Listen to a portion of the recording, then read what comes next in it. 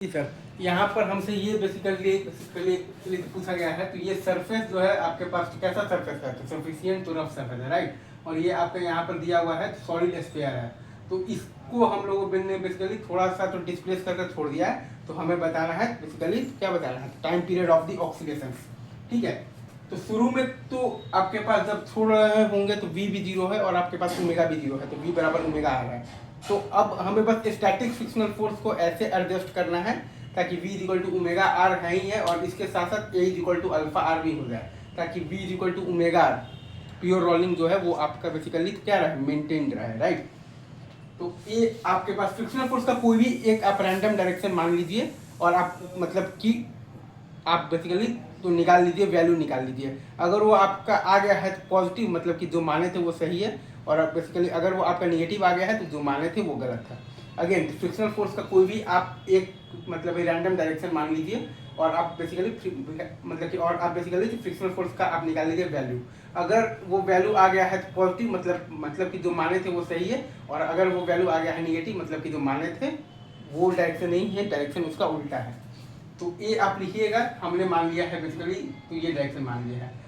तो centre of मास को x से डिस्प्लेस किया है, सेंटर ऑफ मास को x से अगर हम लोग किए हैं मतलब है जो डिस्प्लेस, तो अपर मोस्ट पॉइंट से स्प्रिंग आपका लगा हुआ है। तो अपर मोस्ट जो पॉइंट है वो आपका हुआ है डिस्प्लेस बेसिकली, किससे डिस्प्लेस हुआ है, 2x से। सेंटर ऑफ मास को अगर हम लोगों ने x से डिस्प्लेस किया है, तो अपर मोस्ट जो पॉइंट है, चूंकि ये आपका तो प्योर रोलिंग कर रहा है, तो वो आपका हुआ होगा डिस्प्लेस 2x से। तो स्प्रिंग फोर्स क्या आएगा आपके पास, तो 2kx।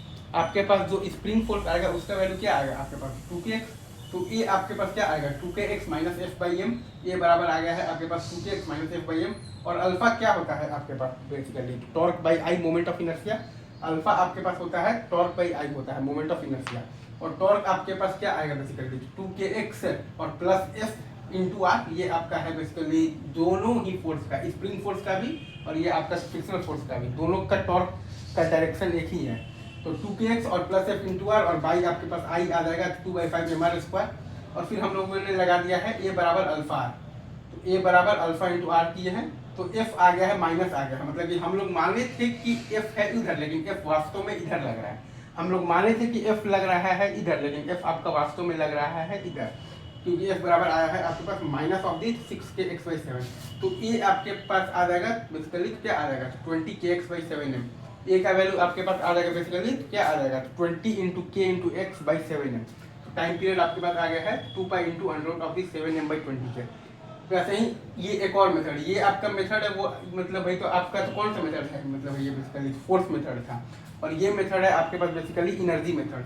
तो इनर्जी मेथड से भी अगर आप चाहें करना तो वही है, ये आपका लिखा हुआ है बेसिकली स्प्रिंग का पोटेंशियल एनर्जी। तो सेंटर ऑफ मास को अगर आप डिस्प्लेस करेंगे x से, तो स्प्रिंग में जो एलोंगेशन आया है वो आया है तो बेसिकली तो डबल आया है, 2x आया है। सेंटर ऑफ मास को अगर आप x से आगे मतलब ले जाएंगे तो आपके पास जो स्प्रिंग में आएगा ना एलोंगेशन, वो आएगा आपके पास 2x। तो हाफ इंटू के इंटू है आपके पास 4x स्क्वायर है। और हम लोग जानते हैं तो प्योर रोलिंग के केस में तो सिस्टम ग्राउंड आपके पास होता है बेसिकली, तो system with respect to centre of mass, और प्लस आता है आपके पास सेंटर ऑफ मास का विथ रिस्पेक्ट टू ग्राउंड।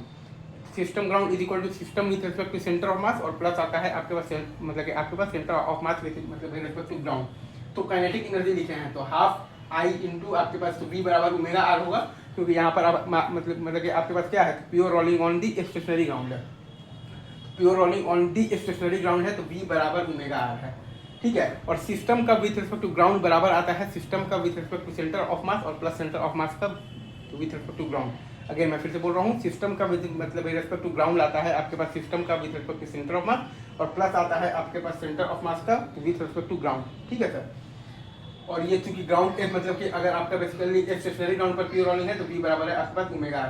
तो हाफ आई ओमेगा स्क्वायर और प्लस है आपका हाफ m v स्क्वायर। तो आपके पास आ गया है बेसिकली टोटल काइनेटिक एनर्जी आपके पास बेसिकली जो प्योर रोलिंग में आ गया है 7/10 into M V square, 7/10 into M V square.